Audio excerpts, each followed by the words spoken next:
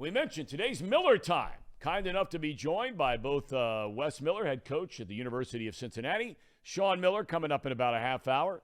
Wes, thanks so much for taking the time. I know the demands on your time right now have to just be nonstop in getting ready for this game. It's your second time through this game.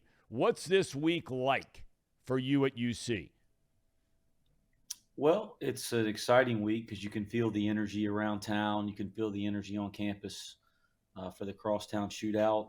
But it's business as usual, right? It's obviously a big time game, the kind of game that you grow up wanting to play in, that you grow up wanting to coach in, and certainly we're going to recognize that. But it's business as usual about getting in the gym every day, trying to get better and take steps. And starting tomorrow, we'll begin our preparation as a team. That's what we usually do, a 2-day prep for every game. So it's business as usual, but the feeling around the game does, make it for a little bit of a different week. You grew up in North Carolina, and we'll get to this in a second. You played at the University of North Carolina after transferring from James Madison. But when you got the job, Coach, prior to last year, did you really know anything about this rivalry? I mean, it's on national TV every year and so forth, but you're busy coaching a team down in Greensboro. And did anything strike you as being different than any other sort of rivalry you've been a part of? Of course, I was aware of it. I've been a lifelong basketball fan, just a lifelong college basketball fan, and it's one of the best rivalries in sports, right? So I was very aware of it. I'd watched it over the years, but participating in it last year, it gave me a different level of appreciation for it. I mean, you have two schools that are in the same community. As we all know here in Cincinnati, this is a sports town with passionate sports fans. So you have two high-level basketball programs in the same community, a mile and some change apart. It's very, very unique. I mean, very, very unique. And the intensity of it, I mean, you mentioned my background. I was fortunate to play in the Duke North Carolina game, I think 8 times or something like that. And that's obviously a well-documented college basketball rivalry. This one feels more intense. And I think because it's two schools that are right here in the same community, I think that's where it's very different. I think you just collectively took the breath away from our audience when you said you think it might be more intense in Duke, North Carolina. For all of us, on the outside looking in, you look at that thing, whether it's at the Dean Dome or at Cameron Indoor Stadium, and you're thinking, man, does it get any more intense than that? Yeah, I was a player in one, and I've coached in the other one now. So you got to put that in perspective a little bit. But, like Duke and North Carolina get such national attention. I mean, it really does. And you can sense that when you're a part of it. Everybody kind of stops all over the country, wherever you are, and watches that game. I think this game should get that kind of attention. It doesn't necessarily get it nationally, but locally it does feel more intense. And I'll say it again. I mean, Durham and Chapel Hill are 8 miles apart, but they are two different communities. They're two different cities or towns. And, Xavier and Cincinnati are right here in Cincinnati, Yeah. and they're a mile apart. And there's an intensity that you feel locally, that you feel, last year in Xavier's arena. I know it'll be that way in Fifth Third on Saturday, that I just felt I'd never been a part of before. And I think that's really special. Coach, I want to go back just for a minute or two, if you don't mind, before we let you get out of here. And you grew up in Greensboro, North Carolina. You go to James Madison, and now you transfer to North Carolina, and you're going to go there to try and walk on as a player. Roy Williams was the head coach. There aren't a lot of walk-ons, Coach. I don't need to tell you that make a major Division I college basketball team and program. Did you think you had a legitimate shot to make the team there? Well, yeah, I was recruited as I was a recruited walk-on, a recruited non-scholarship player. So I went there knowing that I'd be on the team. Okay. I think the bigger part to the story, not to get too much into my playing days, gosh, that feels like ancient history now. But the bigger part to the story is that, I wanted to play, and I wanted to make sure there was an opportunity to play. And I believed that I could play. And Roy Williams, who's been an incredible mentor to me, I'll never forget how honest he was during that recruiting process. He was honest that no matter what, I'd be a part of the team, and that would help me get into coaching later in my life, which really turned out to be true. But that he couldn't guarantee I'd ever played, but if I was good enough, I would. And, fortunately, I got some breaks and ended up starting as a junior and earning a scholarship and having a respectable playing career. So that was the part that was probably a little less predictable, but I was fortunate it worked out in that way. Wes, the coaching style, Roy Williams, of course, mentored by the legendary late, great Dean Smith. Roy is your mentor in many ways, not saying exclusively he is, but obviously a huge part, an influence on your life as both a player, a coach, and a man. As human beings, Dean Smith and Roy Williams were two guys, look, nobody's perfect. Lord knows that. But they're guys you can really look up to. And their coaching styles compared to, just like life, right? You got one spectrum on the other, compared to, say, Bobby Knight, compared to, say, Bob Huggins, compared to, say, somebody else. It is a very different coaching style. It would seem to me, and you tell me if I'm wrong here, that style with kids today is perhaps a little more positive than maybe it may have been a number of years ago. You know what I'm getting at when I ask that question?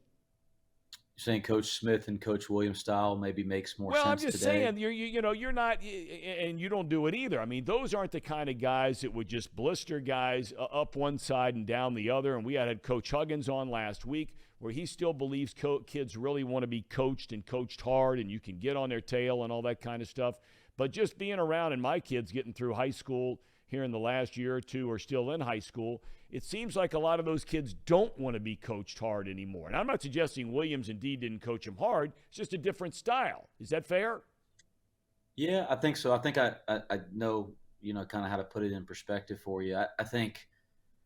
I believe what Coach Huggins said. There are still young people out there that want to be held to the highest standard. They want to be coached hard. They want somebody to demand that of them. I think kids now just want to know that you also care deeply about them. They want to know that it's bigger than basketball. But I think, yeah, the generation is different in a lot of ways. But I think if they feel that you have genuine care for them as young people, as human beings, as basketball players, they still want to be held to really, really high standards. I think with Coach Smith and Coach Williams, maybe on the sideline when the cameras were on, it maybe didn't feel like they were coaching as hard. They did a lot of that in practice. And I didn't play for Coach Smith. I was very fortunate to get to know him well. He was still in the office every day when I was playing at Carolina and got to know him very well. But I've learned a lot about him. And obviously my 4 years for Coach Williams and all the time I've spent with him, all that all shucks stuff he would talk about in his interviews. Man, don't get it twisted. He could undress you in practice, and he was very demanding and very difficult to play for. And I've always been told, Coach Smith in the same way. The one thing I took from Coach Williams was that I've tried to really apply to how demanding I can be as a coach is he would never demean a player personally. He could make you feel this big by how you were playing or the things you were doing. But he would never demean anybody personally. He might say that was a really stupid play, but he would never say you're really stupid. Mm-hmm. And that's something that always resonated with me and something I've always tried to do in my young coaching careers. Be really demanding, demand really high standards, be tough on kids, love kids hard, but never attack somebody personally for something that's going on the basketball court. Where are you, Coach, in the state of UC basketball? For those who follow the program, have been around this town forever, you went through the Gail Catlett stuff, then you have some down years probation. Hugs comes in, gets the whole thing rolling. Mick does a really nice job there after Hugs. And then, they had the turmoil just prior to your arrival. The state of UC basketball from where you sit as the head man right now is what? Well, I think obviously coming in here, a year and a half ago now, late in the spring, the program wasn't in a great spot. I think everybody knows that. I certainly knew that when I took the job. And that said, I thought given the transfer portal and given some of the guys that stuck around that we didn't have to go through some major rebuilding cycle. we could work on being competitive right away. And I thought at times last year we did that and set some foundational things in place. And I thought, especially down the stretch at the end of the year, we didn't quite do our job there as a group. Right now, listen, the program needs to be way up here. And I think everybody that's a Cincinnati fan or alumnus of this university or supporter of this program understands that the standard here is this high, and we're not there every day yet. But I don't think we're asking people to wait years and years and years. I believe this team can take some major steps forward and be a great basketball team by the end of the year. But make no mistake about it, we realize there's some work to do, and we realize that the only way to do that is to come in every day and kind of embrace that process. Last question, and I'm not asking you to give it away any secrets here, but based on what you've seen from your team so far this season, you guys are 6-3, so too is Xavier. You both have played very, very competitive schedules so far, by and large, this year. You come into this game and you look at a thing or two that could be the difference between winning and losing. It would be? Gosh, I don't know if I can say one or two things. I can tell you that this will be a big-time college basketball game. They've had a couple signature wins already this year, and they came off even though the coaching change happened with Sean, they return a lot of guys that came off a great finish to last year and run through the NIT. So, we understand we got our hands full, but we're also excited about that challenge. To say one thing, I think with Sean's teams, you got to get back in transition. That's something that we haven't done well in a couple games this year that have cost us, specifically looking at the Arizona game. We got to get back and get our defense set. That's something that the backboards, I think are a huge factor in our games and their games when you're just looking statistically right now. So those are a couple things, but there's probably 35 more as we're continuing to dive into this scout. Coach, I can't thank you enough for your time. I know there are a lot of other demands on your time, especially for this week, day in and day out. But thank you so much. Wish you all the best.